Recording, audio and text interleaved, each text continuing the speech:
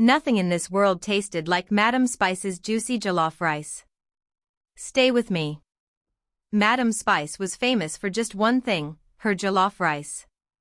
It was the best anyone had ever tasted.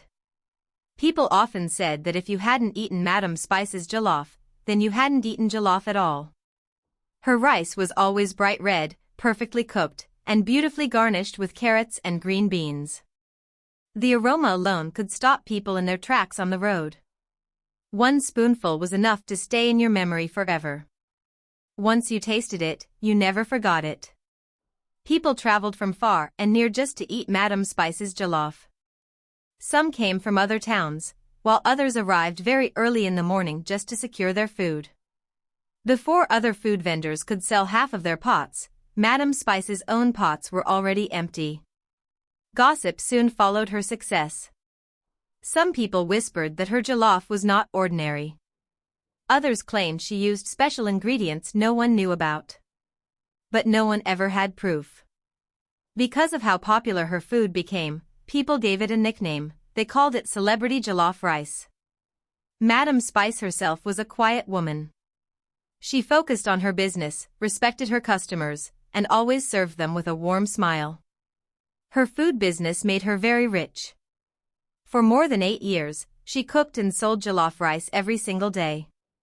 Her customers were loyal, and they trusted her food completely. Life was good. But everything began to change the day Linda entered the picture. Linda was a retired night worker. She had done that work for many years, but she was tired. Her body had grown weak, and she no longer had the strength to go out every night looking for customers.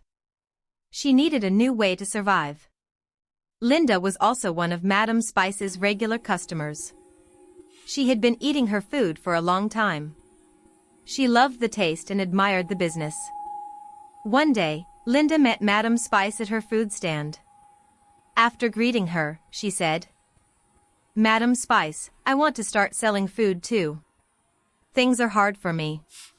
Madam Spice looked at her and smiled. "There is no problem," she replied. "I don't fight people who want to sell food. Everyone is just trying to survive." Linda was happy. 2 weeks later, Linda started her own food business and began cooking jollof rice, trying hard to copy Madam Spice's style by using carrots, green beans, and following everything she could see, but something was missing because the taste was not the same. Customers hardly came. Some days she sold to just one person, and on other days no one came at all, so Linda would sit in her shop all day watching people pass by and go straight to Madam Spice's stand. One evening, she sat alone and thought deeply, wondering how they could be doing the same business and cooking the same food while hers was not moving forward, yet people traveled from far and wide just to eat Madam Spice's jollof. Shaking her head, she quietly told herself that Madam Spice's food was not ordinary and decided she must find out the secret. From that day on, Linda began watching Madam Spice closely, studying every move and every step. At night, when the area was quiet and everyone was asleep, Linda would stand outside Madam Spice's gate, hiding in the dark, believing she would see something strange, maybe secret words, a ritual, or some dark act, but night after night, nothing happened, and Madam Spice slept peacefully. After many days, Linda became frustrated and concluded there was nothing special she could see, yet the business remained extraordinary. Then a darker thought entered her mind. If she could not discover the secret, she would destroy the business because Madam Spice could not be the only one flourishing. One morning, as Madam Spice cooked her jollof rice as usual and the sweet aroma filled the air, she went inside her shop briefly to bring water, and that moment was all Linda needed. Linda, who had been nearby waiting, rushed to the pot, looked around to be sure no one was watching, pulled out a small white powder from her pocket, poured it into the jollof rice, and ran back to her place as if nothing had happened. Madam Spice returned, added the water, stirred the rice, and continued cooking without noticing anything, but that day something strange happened because her food finished faster than ever before. Within 30 minutes, everything was gone. Many customers were still hungry, and with no food left, they did something they had never done before. They went straight to Linda's shop, and that day was different for her. Customers filled her place, and Linda was shocked. She served them with a wide smile, pride swelling in her chest as she thought to herself, "My plan has worked." People ate, drank water, and thanked her, and Linda felt victorious. But not long after, shouting began. One person clutched his stomach. Another ran past her shop. Someone screamed for help. "Ah! My stomach! I need the toilet." People started running in all directions, holding their bellies. Some were crying, others begging for water, while a few were already squatting behind buildings. Linda stood there, confused and shaking. "Why is this happening?" she asked herself. "Why me? Why not Madam Spice?" By evening, the whole area had heard the story. The next day, people warned each other not to buy food from Linda, saying her food would send you straight to the toilet. From that day, Linda's stall became dry again, no customers, no greetings, no sales, while Madam Spice's shop kept booming, even attracting new customers who came out of curiosity. Madam Spice continued cooking, smiling, and selling her jollof as if nothing had happened, while Linda sat alone watching everything she tried to destroy grow even stronger. Linda stayed home the next day, confused and ashamed, asking herself over and over how Madam Spice could not be a witch, because she had tried to destroy her business but ended up destroying her own.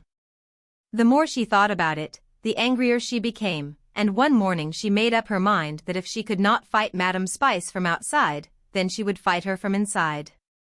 That same day, Linda went to Madam Spice's shop, bent down politely, and begged to be allowed to help since her food business had failed and she had no money. She promised to wash plates, serve customers, clean, and do anything without causing trouble. After thinking for a while, Madam Spice agreed, and Linda was secretly happy. She began working there, washing plates, serving customers, and cleaning, while carefully watching every step Madam Spice took. Days turned into weeks, but Linda saw nothing strange, no charms, no powders, no secrets, just a normal woman cooking normal food that continued to sell non-stop, leaving Linda more confused than ever. Since she found nothing, Linda tried another tactic by spreading rumors, warning people that Madam Spice's food was not ordinary and that once you ate it, you could not stop coming back. Some people believed her, some ignored her, and others questioned her, asking why she still helped sell the food if it was bad. Linda always changed the topic because she had no answer. Although customers reduced slightly for 2 days, on the third day something unexpected happened, the customers tripled. The shop became overcrowded, people stood waiting, and some even helped Linda wash plates just to be served faster. Madam Spice had to cook larger quantities, while Linda stood there in shock as the business grew even bigger. That night, Linda went to see a native doctor and told him everything, asking for charms for her own business. He gave her what she asked for, including a big white pair of pants, and Linda went home clutching it tightly, unable to wait for morning. The next day, while Madam Spice was cooking, Linda distracted her by claiming a customer was calling outside.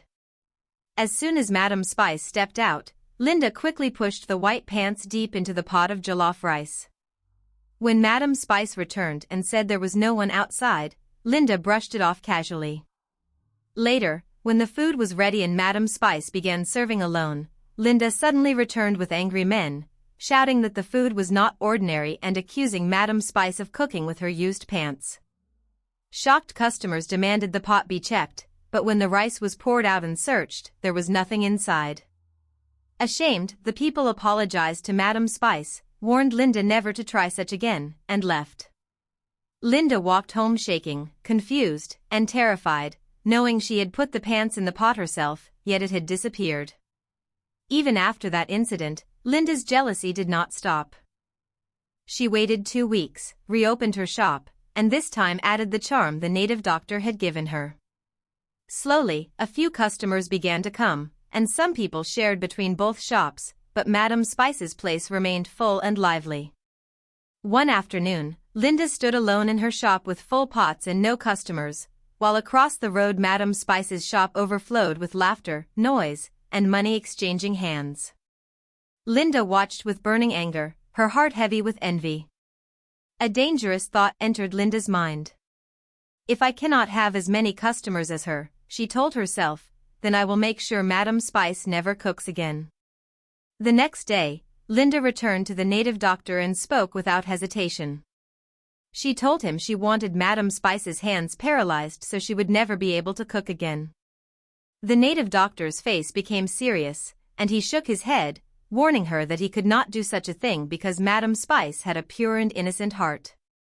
He told Linda that any evil done against her would return to the sender. But Linda did not care. She shouted at him, demanded he do it, and even after he warned her that the consequences would be heavier than she could imagine, she brought out more money and insisted. After a long silence, the native doctor finally agreed and performed the incantation. Linda left smiling, convinced her problem was solved. The next morning, Linda woke up happy, already imagining herself passing by Madam Spice's shop and seeing people crying and pitying her. But when she tried to sit up from her bed, she could not move her hands. They felt numb and lifeless. She tried again, but nothing happened. Fear rushed into her heart.